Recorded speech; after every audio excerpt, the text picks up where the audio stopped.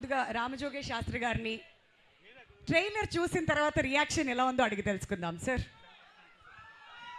Hello Tirupati, నాకైతే experience చాలా కొత్తగా ఉంది మీ అందరితో కూర్చుని వాళ్ళ ఈ ట్రైలర్ని చూడటం. చిన్నపిల్లాడిని అయిపోయాను ఒకప్పుడు, ఎప్పుడు కూడా మెగాస్టార్ గారి వీరాభిమాని నేను. ఈయన అనిల్ రావిపూడి ఫిల్మ్ అని చూడంగానే ఒక ఎక్సైట్మెంట్ వాళ్ళ రోజున అందరిలోకి. సంక్రాంతికి డెఫినెట్గా వచ్చి బలమైన హిట్ కొడతాడన్నటువంటి విశ్వాసం అందరికీ నాకు మరీ ఎక్కువగాను. ఈ ట్రైలర్ చూసిన తర్వాత మరీ ఎక్కువగా నమ్మకం పెరిగింది. అద్భుతమైన సినిమా, ఒక ఎంటర్టైనర్ వస్తుంది. అందరూ అనిల్ రావిపూడిని పందెంకోడి అంటున్నారు, సంక్రాంతి పందెంకోడి అంటున్నారు. నేనంటాను సంక్రాంతి రెక్కల గుర్రం అంటాను. రెక్కల గుర్రం మీద ఎక్కింది ఎవరు? అది సంగతి. అసలే రెక్కల గుర్రం దాని మీద ఎక్కింది మరెవరో కాదు, మెగాస్టార్ గారు.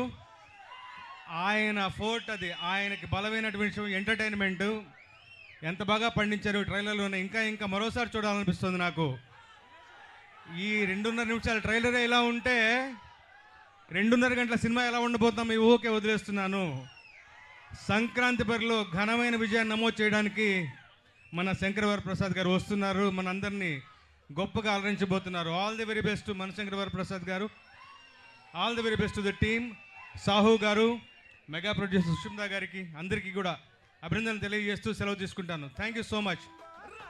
నేను ఒక పాట రాశాను ఇందులో. సినిమా బిగినింగ్లో వచ్చేటువంటి పాట. ఒక్కరోజు షూటింగ్కి వెళ్ళాను. నిజంగా చెప్తున్నాను, ఘరానా మొగుడు నాటి చిరంజీవి గారిని చూసిన ఫీలింగ్ కలిగింది నాకు.